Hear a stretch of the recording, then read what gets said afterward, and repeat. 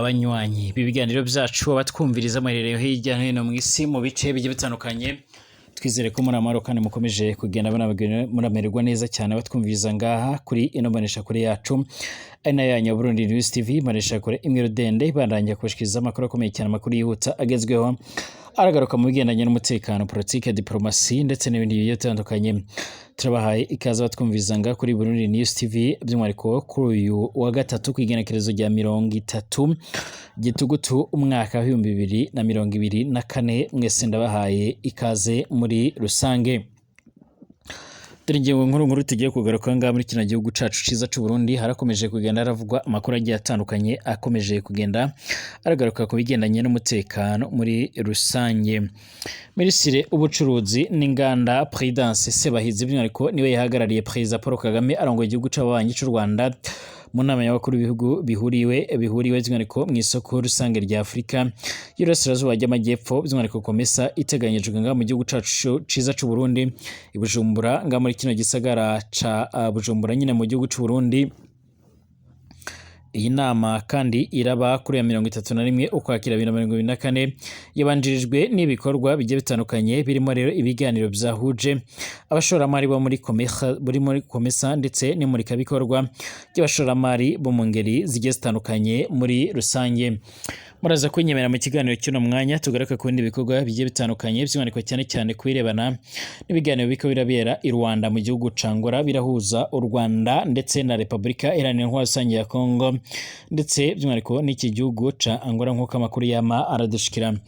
Mu nyuma y'iko rero ku ruhande rwa Repubulika Iharanira Intwaro Rusange ya Kongo by'umwihariko bakomeje kugenda haribazwa ibibazo bigiye bitandukanye by'umwihariko amakuru yihuta ndetse akomeza kugenda aradushikira ndetse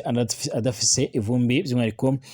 hari amakuru avuga ko umuhari wa FDLR usanzwe urafatanya n'ingabo za Repubulika Iharanira Intwaro Rusange ya Kongo by'umwihariko uyu muhari ukomeje kugenda urahura n'akaga komakomeye cyane nk'uko amakuru yihuta akomeza kugenda aradusumira.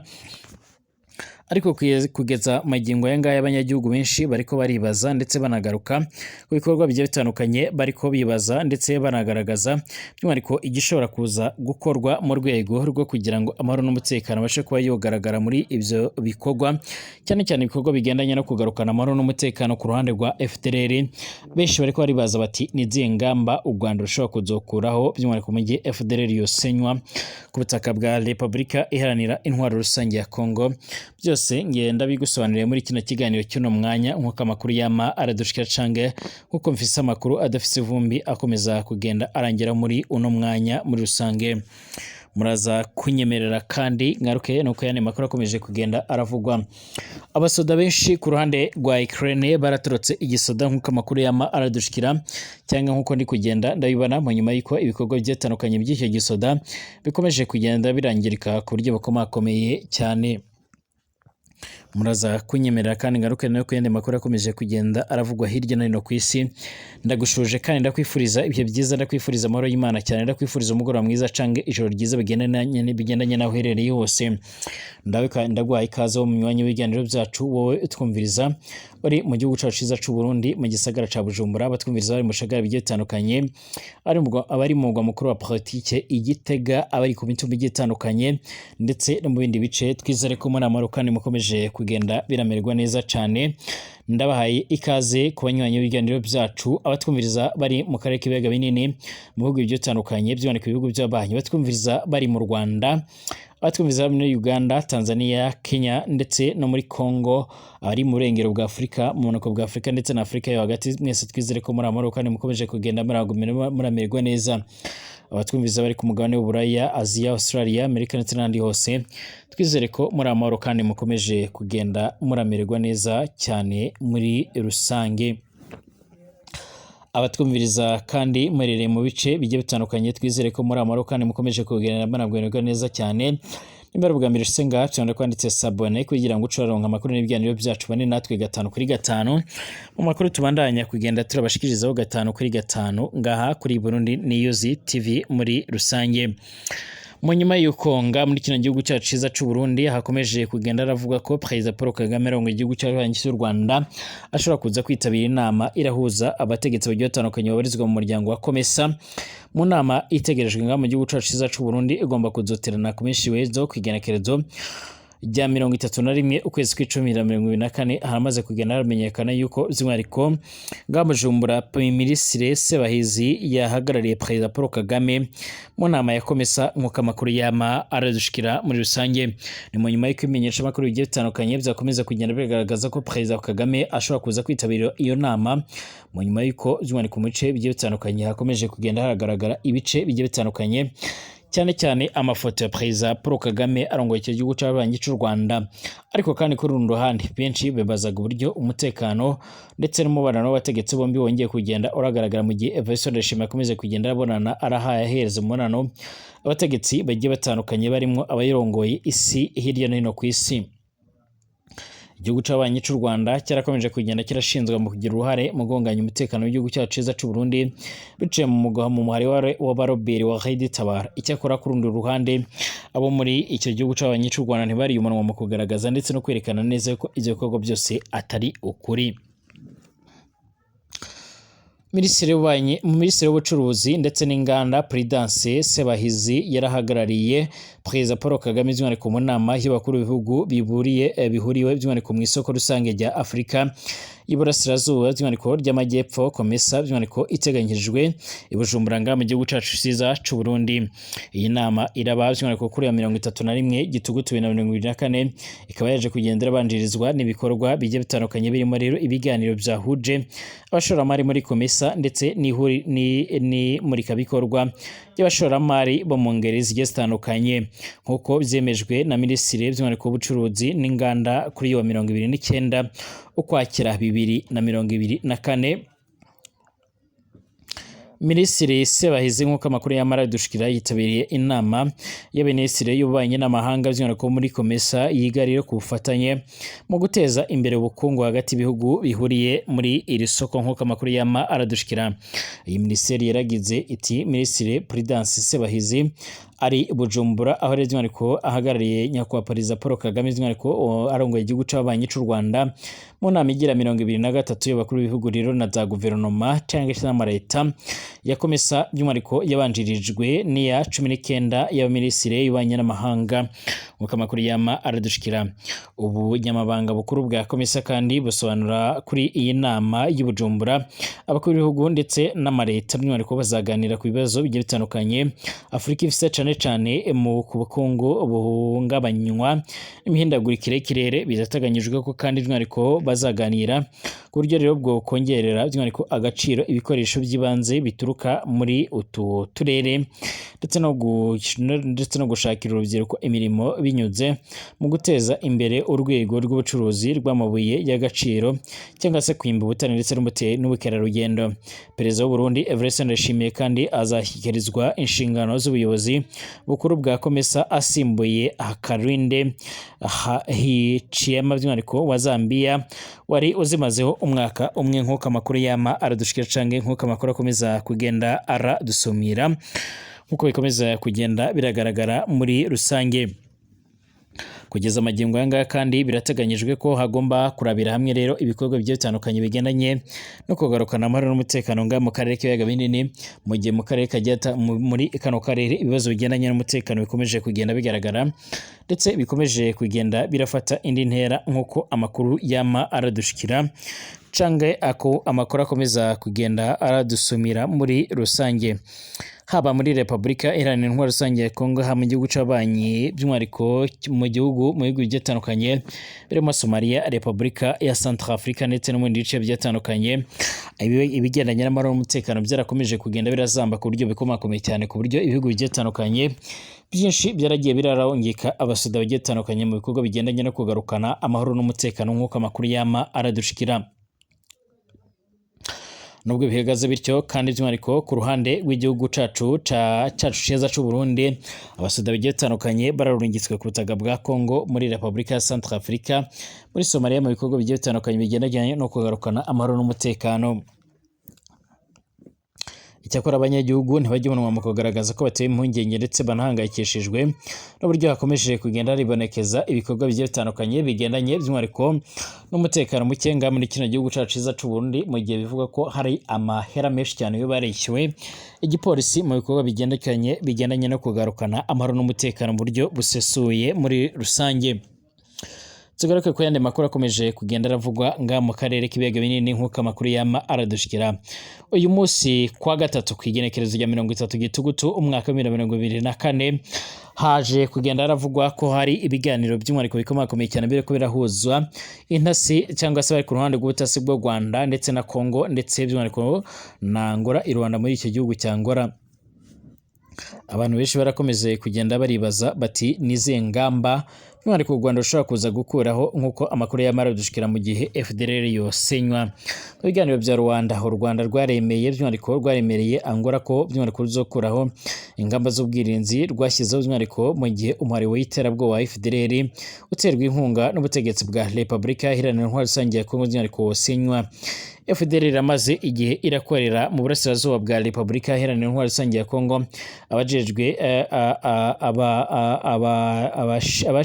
abayishinze by'umwihariko barimo abahoze mu ngabo zatsinzwe by'umwihariko ex-FARE interahamwe ndetse n'abanyepolitike barahunze igihugu cy'u Rwanda mu mwaka w'1994 ubwo rero ingabo za RPA inkotanyi zabohoraga u Rwanda. Guverinoma y'u Rwanda iragaragaza ko by'umwihariko umuhari uteye ikibazo ku mutekano w'akarere k'ibiyaga binini by'umwihariko kubera ibitero wagabye birimo rero icyo mu Kwakira muri 2019 Werurwe muri Gicurasi ndetse na Kamena 2022 byongeraho by'umwihariko ingengabitekerezo ya jenoside abawugize bakomeza kugenda barakwirakwiza mu karere k'ibiyaga binini nk'uko amakuru yama aradushikira cyangwa nk'uko bikomeza kugenda biradusumira. Nk'uko amakuru yamara dushikira umushikiranganje mu byajejwe harimo imigenderanire mpuzamakungu Olivier Nduhungirehe mu gihugu c'abanyi cy'u Rwanda by'umwihariko aherutse gutangariza kuri televiziyo y'igihugu ko FDLR ari virusi mu karere k'ibiyaga bigari by'umwihariko bityo ko ikwiriye kuba yosenywa byanze bikunze. Yaragize ati haragomba ubushake bwa guverinoma ya Kongo bwo kurandura iyi virusi mu karere kuko rero FDLR ntabwo by'umwihariko ari umubare w'abantu gusa, ntabwo ari ingabo gusa, ni ingengabitekerezo ya jenoside inakwirakwizwa mu karere kose by'umwihariko ndetse no mu yindi mitwe by'umwihariko y'abazarendo ndetse n'abandi bose basanzwe barakorakorana muri rusange. Umunyamakuru wa France 24 yarabajije by'umwihariko uyu Olivier Nduhungirehe izi ngamba z'ubwirinzi zazakurikira by'umwihariko ibikorwa byo gusenya umubare wa FDLR, amusobanurira ko by'umwihariko ari izashyizweho mu rwego rwo gukumira ibikorwa bishobora guhungabanya umutekano w'u Rwanda biturutse muri Repubulika Iharanira Intwaro Rusange ya Kongo. Uyu Olivier Nduhungirehe kandi yaragiza ati ni ingamba z'ubwirinzi zijyanye n'ikibazo giterwa by'umwihariko na FDLR idafashwa gusa by'umwihariko na leta ya RDC ahubwo yarinjijwe by'umwihariko mu gisirikare cya RDC. Asobanura ko kandi uyu muhari wagabye ibitero ku Rwanda by'umwihariko mu bihe bitandukanye ndetse nayo mpamvu izo ngamba zoshyizweho.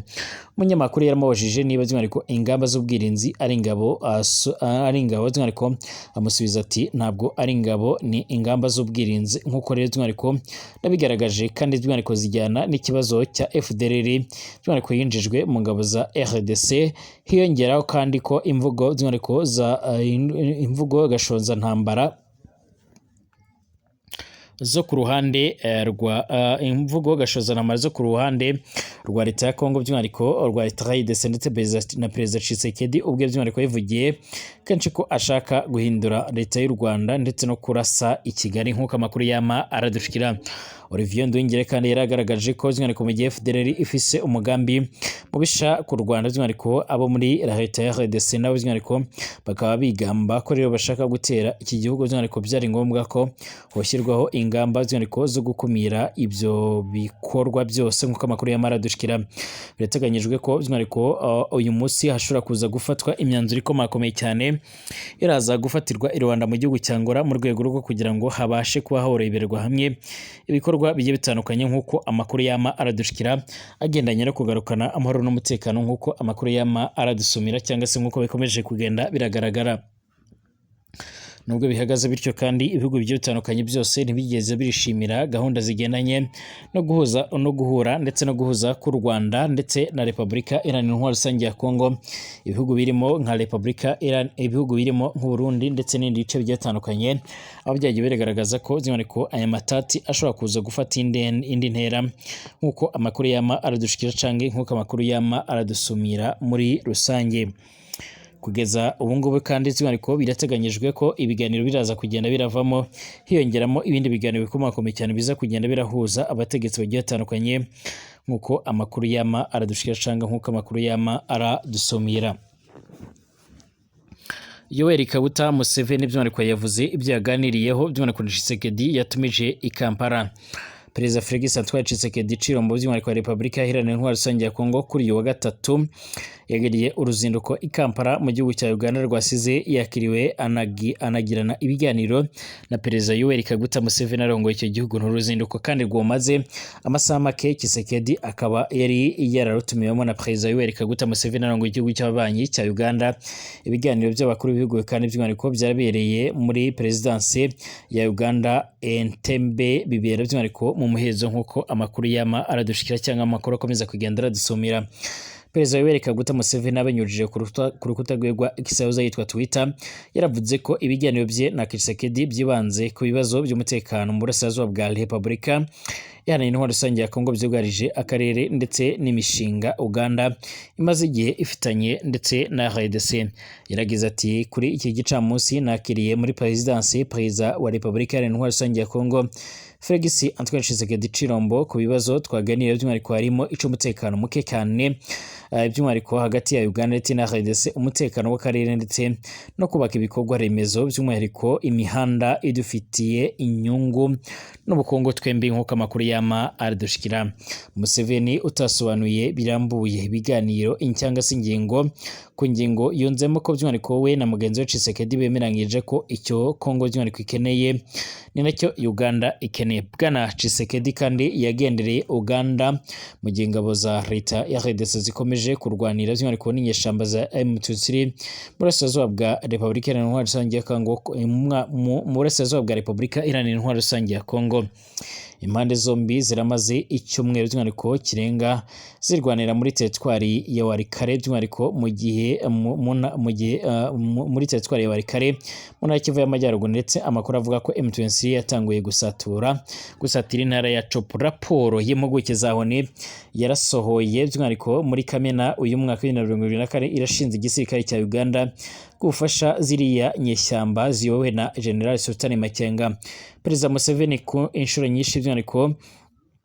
yakunze kugira RDC inama y'uko by'umwihariko yajya mu mishyikirano na M23 mu rwego rwo gukemura amakimbirane amaze imyaka myinshi cyane hagati ya leta y'icyo gihugu ndetse na ziriya nyishyamba nk'uko amakuru yama aradushikira. Nusabe icyakora Kinshasa yakunze gutera utwasi ikavuga ko by'umwihariko idashobora kujya mu biganiro na M23 yita umuhari w'iterabwoba nk'uko amakuru yama aradushikira muri rusange, nk'uko amakuru yama aradushikira nk'uko amakuru akomeza kugenda aradusumira muri rusange. Tugaruke kandi ko yana makuru akomeje kugenda aravuga Colonel wa FARDC by'umwihariko n'ingabo yari ayoboye by'umwihariko bihuje na M23 nk'uko amakuru yama aradushikira. Colonel Gilbert Ekombe Ebo Ngrima wo mu ngabo za Repubulika Iharanira Intwaro Rusange ya Kongo FARDC yonze kuri M23 we n'igice kinini cyane cy'ingabo yari ayoboye. Colonel Ekombe yari asanzwe ari umuyobozi wa regiment y'ijana 37 ya FARDC ikorera muri groupement ya Ruberiki muri teritwari ya Walikare nk'uko amakuru yama aradushikira. Kwa mbere w'iki cyumweru nibwo rero uyu ofisiye by'umwihariko mukuru w'abasirikare babarirwa muri 90 bahuje amaboko na M23 nk'uko rero amasoko yacu by'umwihariko akomeje kugenda arabyemeza nk'uko amakuru yama aradushikira. Harahize icyumweru kirenga rero M23 yinjiye muri teritwari ya Walikare aho genzura ibice bigiye bitandukanye. Kuva mu ntanguro z'iki cyumweru uyu muhari by'umwihariko wegereye agace ka Pinga aho komeje kurwanira by'umwihariko n'ihuriro ry'ingabo za leta ya Repubulika Iharanira Intwaro Rusange ya Kongo. Amakuru agera by'umwihariko ku banyemeye kubamenyesha amakuru bacu aremeza ko ingabo za M23 zirahitwa Bitende by'umwihariko hejuru neza ya centre ya Pinga, nk'uko amakuru yama aradushikira kugeza ubu ngubu. Inzego z'umutekano za Repubulika Iharanira Intwaro Rusange ya Kongo zirakomeje kugenda zirakora ibishoboka byose mu rwego kugira ngo zibashe kuba zorabera hamwe uburyo ibikorwa bigendanye no kugarukana amahoro n'umutekano bishobora kuba byo kubahirizwa, ariko by'umwihariko birakomeje kugenda birafata indi ntera. Kugeza ubu turakomeza kugenda turafatira cyangwa se turakurikirana ibikorwa bigiye bitandukanye dusubira mu masaha ari imbere.